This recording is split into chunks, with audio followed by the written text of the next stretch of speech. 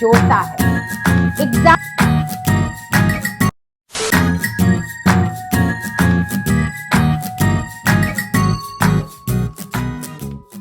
नमस्कार दोस्तों, अपने चैनल अंग्रेजी सीखे और मिसेस वर्षा पूरन सिंह के साथ जुड़ने के लिए आप सभी का बहुत बहुत धन्यवाद। आज हम अपने फिफ्थ पार्ट ऑफ स्पीच के बारे में समझेंगे, विच इज कंजंक्शन यानी संयोजक। हम इसकी डेफिनेशन यानी इसकी परिभाषा को समझेंगे, ये जानेंगे कि इसका इंग्लिश में क्या इंपॉर्टेंस है, इंग्लिश ग्रामर में क्या इंपॉर्टेंस है, ये किस तरीके के होते हैं, कौन से होते हैं और किस तरीके से एक वाक्य को ये स्पष्ट और सुंदर बनाते हैं। पहले हम इसकी परिभाषा को समझते हैं। कंजंक्शन यानी संयोजक। It is a part of speech that connects, joins two words, phrases और क्लॉजेस इन अ सेंटेंस। यानी ये वो पार्ट ऑफ स्पीच है जो दो शब्दों को, दो वाक्यांशों को या उपवाक्यों को एक वाक्य में साथ में जोड़ता है। एग्जाम्पल के तौर पर इसे समझते हैं और इसकी एक महत्वता है कि यह वाक्य को और स्पष्ट बताता है कि किस तरीके से दो शब्द है उस वाक्य में वो एक दूसरे से कैसे जुड़े हुए हैं, कैसे जोड़ा जाता है उनको। आइए इनके एग्जाम्पल्स देखते हैं। एंड यानी और, बट, सो, while, when, और, because, एक्सेट्रा यानी इत्यादि। इनको एग्जाम्पल से समझने की कोशिश करते हैं। पहला एग्जाम्पल देखिए, Manoj and Sarita went to the market in the evening। यहां पे कंजंक्शन है एंड। मनोज और सरिता मार्केट गए थे इवनिंग में यानी शाम को। तो मैं कहना चाह रही हूं दो शब्द है जो साथ में जोड़े जा रहे हैं एक वाक्य में, मनोज और सरिता मार्केट गए थे शाम को। अगर हम इन दो सेंटेंसेस को अलग अलग लिखेंगे, Manoj went to the market, Sarita went to the market, ये सेंटेंस को लंबा करता है। तो वाक्य को छोटा और स्पष्ट बनाने के लिए कंजंक्शंस यूज किए जाते हैं। दूसरा example, Pearl is cunning but honest. Pearl चालाक है, कनिंग है, पर वो ऑनेस्ट भी है, वो सच्ची है। तो पर ये हमारा यहां पे कंजंक्शन है, दो वर्ड्स कनिंग और ऑनेस्ट को जोड़ रहा है, ये कंजंक्शन इस वाक्य में। Pooja is intelligent while her sister is a fool. Pooja बहुत ही बुद्धिमान है पर उसकी जो बहन है वो बेवकूफ है। पर, व्हाइल, अब देखिए दोनों वर्ड्स हैं, मीनिंग सिमिलर है, बट सेंटेंस में किस तरीके से इसको कंस्ट्रक्ट किया जाता है। ये दो अलग वाक्यों को जोड़े, दो फ्रेजेस को जोड़े। पूजा इज इंटेलिजेंट, ये एक पूरा वाक्य भी हो गया। सिस्टर इज अ फूल, दोनों को साथ में जोड़ते हुए, जब पूजा बहुत बुद्धिमान है, हालांकि पूजा बहुत बुद्धिमान है पर उसकी बहन बहुत ही बेवकूफ है।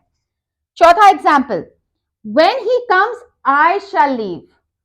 जब वो आएगा तब मैं चला जाऊंगा या चली जाऊंगी।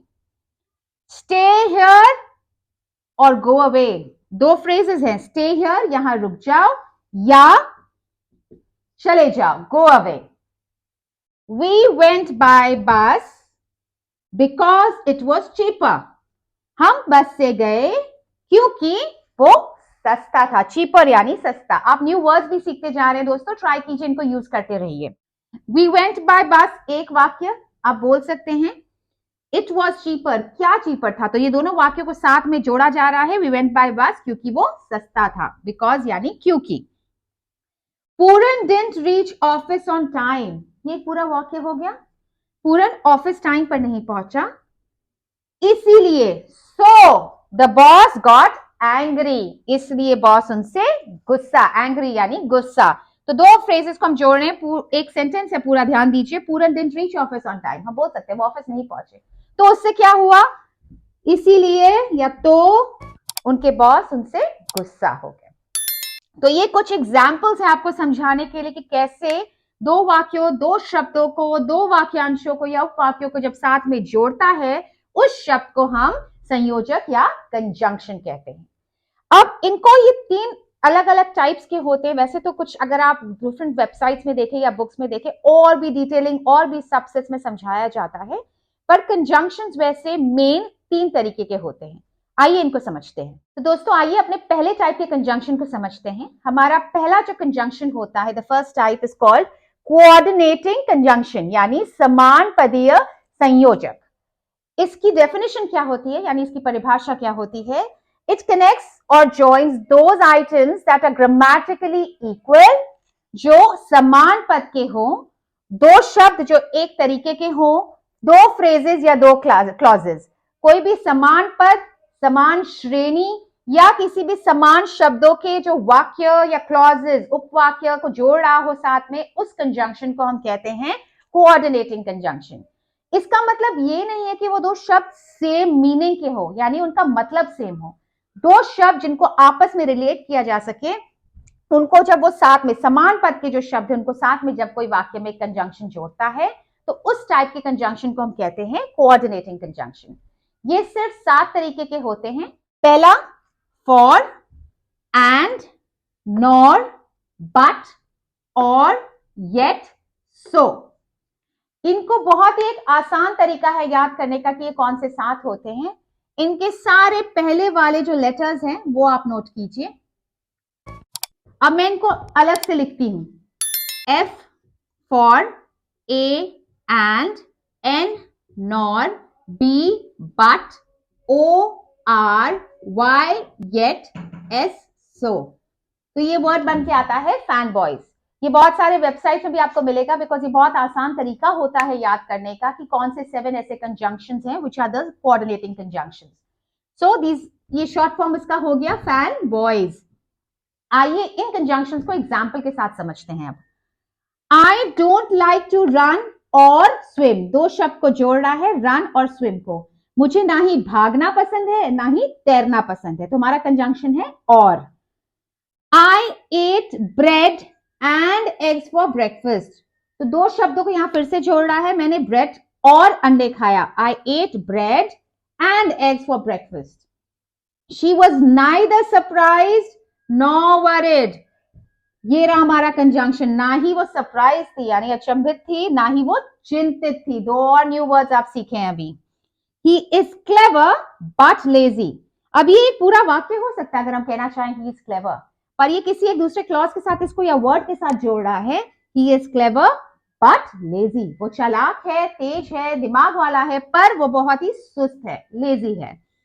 I have bought a gift for you, मैं तुम्हारे लिए एक तोहफा लाया हूं। गिफ्ट इज तोहफा देना, फॉर हमारा यहाँ पे कंजंक्शन है। आई वॉज हंग्री, मुझे भूख लगी थी, सो आई कुक्ड माई सेल्फ, इसलिए मैंने खाना अपने आप बना लिया। सो है हमारा यहाँ पे conjunction. The weather is cold, ये पूरा फ्रेज या पूरा सेंटेंस हो गया। येट सनी, मौसम आज ठंडा है फिर भी बाहर धूप है, फिर भी सन बाहर निकला हुआ, सूरज है बाहर, तो ये हमारा दूसरा कंजंक्शन हो गया। ये 7 कंजंक्शंस है हमारे कोऑर्डिनेटिंग कंजंक्शंस। आप ट्राई कीजिए कि इन कंजंक्शंस को यूज कीजिए, सेंटेंसेस बनाइए ताकि आपको बहुत अच्छे से समझ आ सके। और जो दर्शक हमारे साथ अभी जुड़े हैं, प्लीज चैनल को लाइक करना, शेयर करना, सब्सक्राइब करना मत भूलिए, और प्लेलिस्ट को फॉलो कीजिए ताकि आप पुराने जितने भी वीडियोस हैं उनको देख सके और अप टू स्पीड आ सके कि आज मैं जो चैप्टर पढ़ा रही हूँ वो बाकी सबसे कैसे रिलेटेड है, कैसे आप बेसिक इंग्लिश के कॉन्सेप्ट्स को समझ सकते हैं। ये हमने पहला कंजंक्शन समझ लिया, अब हम अपने दूसरे कंजंक्शन की तरफ बढ़ते हैं। दोस्तों, हमारा सेकंड टाइप ऑफ कंजंक्शन होता है सब ऑर्डिनेटिंग कंजंक्शन, यानी आश्रित संयोजक। ये वो संयोजक होता है जो आश्रित उपवाक्य को मेन सबसे इंपॉर्टेंट उपवाक्य के साथ एक वाक्य में जोड़ता हो। मतलब इट जॉइंस अ सब ऑर्डिनेट क्लॉज जो कि डिपेंडेंट होता है, किसी और पर निर्भर होता है इस वाक्य में, टू अ मेन क्लॉज, जो इंडिविजुअली शायद एक सेंटेंस बन सके, जो मेन क्लॉज होता है। जब ये दोनों को जो साथ में जो कंजंक्शन जोड़ता है उसे हम सब ऑर्डिनेटिंग या आश्रित संयोजक कहते हैं। एग्जाम्पल्स होते हैं इसके because, as soon as, after, while, if, etcetera, यानी इत्यादि। ये सिर्फ 7 नहीं है जैसे हमने पहले वाले में बताए थे, जो हमने कोऑर्डिनेटिंग कंजंक्शंस के बारे में बोला था। ये बहुत सारे होते हैं, ये आपको आइडेंटिफाई करना होता है। अब मैं एग्जाम्पल्स के तौर पर आपको समझाती हूँ जिससे आपको क्लियर हो जाएगा कि सब ऑर्डिनेट क्लॉज और मेन क्लॉज क्या होते हैं, यानी आश्रित उपवाक्य और मेन वाक्य जो है वो उपवाक्य है, वो क्या है। पहला वाक्य, Pearl failed in her exams. अगर मैं सिर्फ ये वाक्य यूज करूं, पर्ल अपने एग्जाम्स में फेल हो गई, तो ये पूरा वाक्य बनता है, इसका मीनिंग भी पता चलता है। पर अगर मैं इसके साथ सिर्फ ये बोलती शी डिडंट स्टडी, तो ये सिर्फ एक क्लॉज, एक फ्रेज है, ये पूरा आपको नहीं बता रहा कि क्या बोलना चाह रहे हैं आप। अब इस पूरे वाक्य को पढ़िए। Pearl failed in her exams क्योंकि बिकॉज शी डिडंट स्टडी, क्योंकि उसने पढ़ाई नहीं की थी इसलिए वो अपने एग्जाम्स में फेल हो गई। तो because. I will leave for my house, मैं अपने घर जा रही हूं। कब? As soon as the bus arrive, जैसे ही बस पहुंचेगी मैं अपने घर चली जाऊंगी। एज सून एज, जैसे ही, जितनी जल्दी ही। शी ऑलवेज प्रेज, वो हमेशा पूजा करती है। आफ्टर टेकिंग अ बाथ, अब टेकिंग अ बाथ क्या कोई वाक्य बनता है? सिर्फ एक क्लॉज है, सेंटेंस नहीं बन रहा है पूरा। तो इसको जब जोड़ आइए कंजंक्शन, शी ऑलवेज प्रेज, ये मैं कह सकती हूँ हमेशा पूजा करती है। कब? She always prays after taking a bath. After is the conjunction here. I will give you a gift if you study well. अगर तुम अच्छे से पढ़ाई करोगी तो मैं तुम्हें एक गिफ्ट दूंगी या तोहफा दूंगी। She is studying, वो पढ़ाई कर रही है। While, जबकि उसकी बहन खेल रही है। While her sister is playing. So these, my friends, are examples of subordinating या आश्रित संयोजक। आप सेंटेंसेस ट्राई कीजिए, बहुत सारे एक्सरसाइजेस गूगल पे डिफरेंट बुक्स में अवेलेबल है। उन सेंटेंसेस को एक्सप्लोर कीजिए और कोशिश कीजिए कि आप इन कंजंक्शंस को आइडेंटिफाई कर सके या उनसे सेंटेंसेस बना सके। अब हमारे लास्ट टाइप ऑफ कंजंक्शन को समझते हैं। दोस्तों, हमारा थर्ड और लास्ट टाइप ऑफ कंजंक्शन होता है कोरिलेटिव कंजंक्शन, यानी सहसंबंधी संयोजक। इसका डेफिनेशन ये होता है कि it is one of a pair of conjunctions that work together to connect equal parts of a sentence. One of a pair का मतलब ये हुआ, अगर आपको सिंपल तरीके से समझना है कि ये कौन से कंजंक्शंस हैं, ये हमेशा जोड़े में आते हैं। दो कंजंक्शंस एक साथ वाक्य में आएंगे। एक साथ का मतलब ये नहीं कि एक के बाद एक, पर एक वाक्य को ज्यादा पर सेंटेंस को साथ में जोड़ने के लिए दो कंजंक्शंस एक वाक्य में यूज किए जाते हैं। ये बहुत सारे होते हैं, कुछ मैंने आपके लिए एग्जाम्पल्स यहाँ लिस्ट किए हैं। जैसे आइदर के साथ यूज होगा और, दोनों ही सेपरेट कंजंक्शंस है बट ये दोनों साथ में एज अ पेयर यूज किए जाते हैं। Either or, rather than, neither nor, not only but also, such as, no sooner than, such that, etcetera, यानी इत्यादि।